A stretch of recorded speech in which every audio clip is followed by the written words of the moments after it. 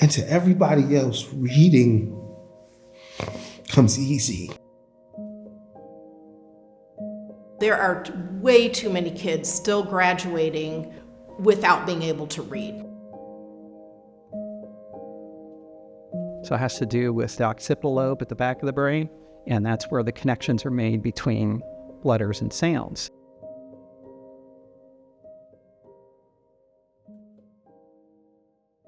Reading is life to me. With the kids that I worked with, reading was important. I taught them life skills. We focused a lot on life skills. Teaching them how to budget money, how to get a job, how to apply for a rental property, how to fill out applications. They couldn't even read the directions and comprehend and understand what the application was even asking. Just a simple Wendy's application, job application, was complicated for a lot of them. And then we saw a lot more behaviors anytime something was hard. They really struggled with how to conquer and get past something that's hard. But that's one thing I liked about the Stevenson Reading Program is they start out so simple and broke it down so easy for every single person that it never was hard for them. And all they had was success. They weren't failing. I tried all three, and Stevenson was the only one that was making any progress, which was shocking to me because the first sentence in the manual was, "Do you hear?" And I'm looking at a group of deaf children who do not hear. And so I really was certain that it was going to fail, but it did not. You can learn something so easily when you give them something to laugh about, something to visualize, something to see, something to touch, and she included that all so easily in her program.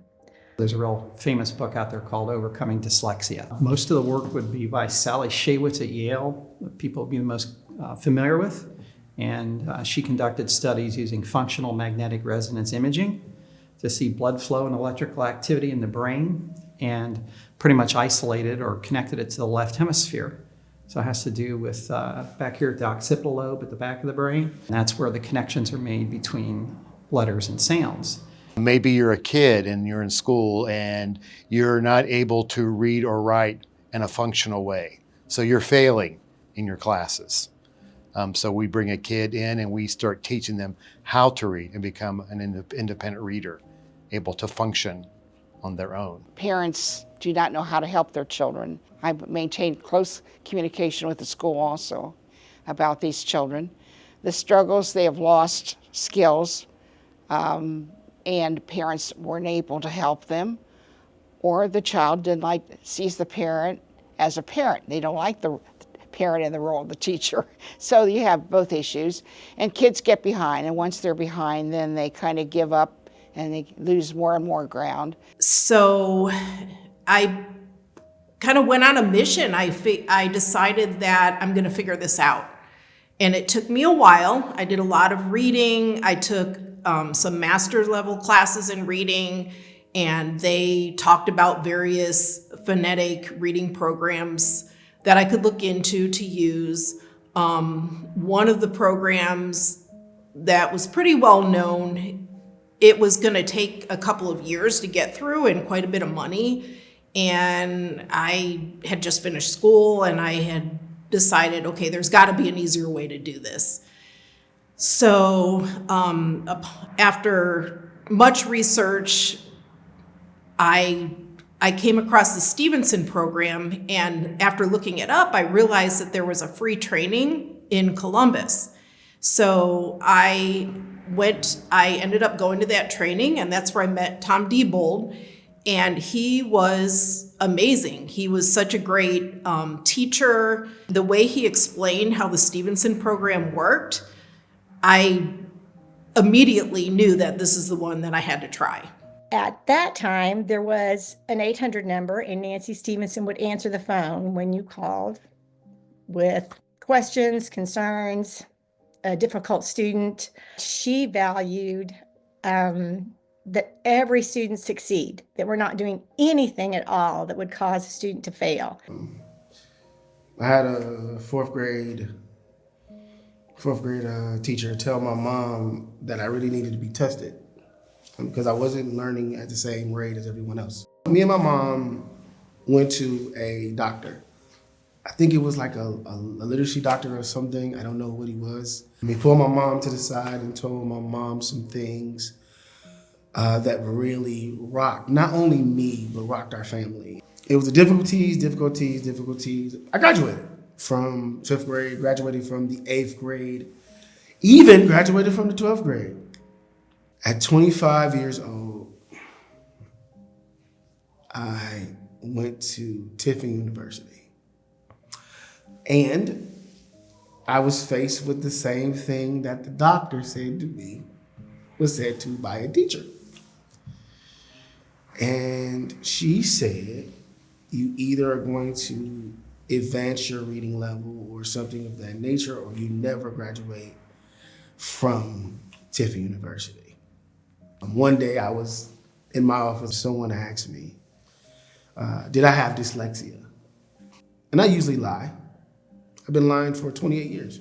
For the first time in my life, I said, yeah, I have dyslexia and I cannot read. At 28 years old. It wasn't until I really went into the Stevenson that reading clicked for me because of the test and because of where it started me at. Every other program was like really like scatterbrain, going off of my age and stuff of that nature. But the Stevenson clicked because it went straight there. Hey, this is where the level that you're at reading. This is what you know. This is what it is. So it didn't click until it came down to the Stevenson because it didn't go off of my age. It went off of, hey, this is where you're at reading levels. The Literacy Center chose the Stevenson method because of several things. One, it worked. Kids didn't have to memorize something. They would just look at something and know the answer, which is not how I learned to read. You had to learn a lot of the little rules and things. And I had no difficulty learning to read myself, but a lot of people have, But the Stevenson method set it up in such a way that a person would just know. That you look at a word and say, can you see the friends? If you see the friends, then there's another question that happens after that. And but if you don't see the friends, you just go on. It wasn't overbearing and trying to get you to decode. It was either obvious or it wasn't. And if it wasn't obvious, you moved on and you had just maybe some relearning, whatever. But it was a very concrete way to teach reading that was fun, very kid-focused. That's what I like about this program. It's self-scripted, easy to learn, easy to use. So some of the misconceptions is that process, which is so easy for some people, is very difficult for others. First off, you got to look at what's shared between Stevenson and Orton-Gillingham-based systems. They are both systematic and structured. It's systematically teaching sounds, production of sounds, and then letters, the orthography, putting that together, then plugging those pieces into syllables. All words are syllables, have at least one syllable, have at least one vowel. The difference is that both systems would start out with what are called mnemonics, or aids to memory. So in a classic Orton system, if you're going to learn the sounds for A, B, and C, for example, you would be learning a letter, a keyword, and what's called a sound. But where they diverted was once you began to take those letter sound combinations and plug them into specific types of syllables, theirs was the slight difference. Most of the Orton systems would do the short, closed syllable vowel first. It'd be like sometimes people would call it a CVC, consonant, vowel, consonant, like maybe the word sip or top. The reason that was done was because those original systems back in the 1930s were developed for individual tutoring on the East Coast with very wealthy families who suddenly realized their kids had reading problems without realizing what we know today, that it was dyslexia. The problem with doing that short vowel first, and this is one of the big differences, short vowels are harder to hear, they're harder to isolate, and most students coming in don't have previous experience with it. So, a previous experience, most of us would have been taught in school A, B, C, D, E, F, G, and when you rattle those off, all those vowels, A, B, C, D, E, F, G. When you hear those vowels, those are actually long vowel sounds. The name of the letter is not the sound of the short vowel, because so many of these students will struggle with the left hemisphere of the brain, the processing, the isolating the sound, and then even blending them back together. Now, if a student can't handle a short vowel, it's no big deal, because in Stevenson, even though we're starting with a long vowel, we're going to be able to introduce those short vowels. You can actually introduce them earlier. The advantage to the Stevenson is it's going to cover a much broader range of students, particularly with the use of mnemonic associations. So that's including not just students with average or above average IQ, but we've also seen students that either have language issues or other cognitive issues, and mnemonics are the key to retrieval, more so than just relying on rote memory. Also, Stevenson is more comprehensive in that it includes penmanship training. And there are systems out there to do that: handwriting without tears, loops and other groups, big strokes for little folks, systems that you could use to import into your instruction to teach the penmanship. Stevenson already had that built into it. Production of sounds.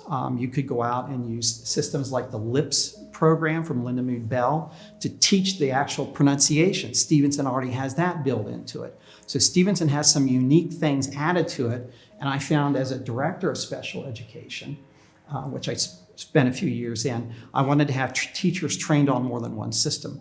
If I were told I was only allowed to have one system, well, I would not work for that district. That would be like telling someone you have to run a size 5 shoe store. That's not going to work. We had a student.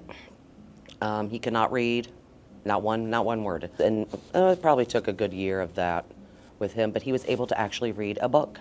He was so proud of himself, and he was able to flourish and fit in then. I think everyone is entitled to at least the chance to learn to read. I know there are kids that may not be able to, but with Stevenson, like I said, it proved me wrong, that these kids that they had no hope actually could read. We were looking at that, all those factors, and that's why we chose the Stevenson method over the others that we were looking at that time. So I've done a lot of different reading programs. None of them worked with the kids that I worked with, at least. It was complicated. They were really complicated. Teaching all the rules of English is very difficult, even for a college student, to understand when certain rules apply. And with the Stevenson, it doesn't actually do that. You learn how to use it, and then later on, that gets put in. It's a very unique approach that I don't know why more programs aren't focused on it. Starting simple and making it easy for the kids. At that time, I was pretty surprised that so many students in those grades who couldn't read. Some of them not at all, some of them just barely, maybe they knew a few sight words, and I just didn't know how to help them. I'd try these programs and I could see that it worked for some kids, but it wasn't working for the kids who were really struggling. The kids who teachers had given up on, the kids who teachers felt, okay, they're never going to be able to read, let's just teach them life skills. I had 6 students, and 4 out of those 6 students were complete non-readers, didn't know sounds, sight words. Some of them couldn't even write their name. They couldn't write a sentence. They were deemed low functioning, let's just teach them life skills. They were ages 14 through 16. And I ended up teaching every single one of those students how to read. There are way too many kids still graduating without being able to read, or reading at a 4th grader or lower level. But I think there is this assumption that not all kids are going to learn how to read. We just do the best we can. They're not all going to learn. And that may be true. There may be some students who won't be able to learn how to read, but I haven't met that kid yet. The thing to always remember in reading instruction, you want learning to be the constant, time to be the variable.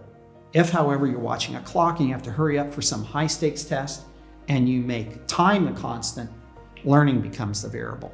We don't want that.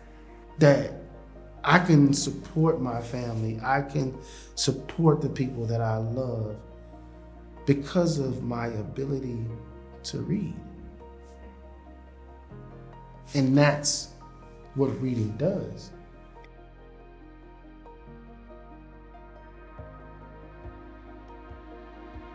Nancy Stevenson once said, "I have never met a learning disabled child. I have only met a child who is in the wrong reading program."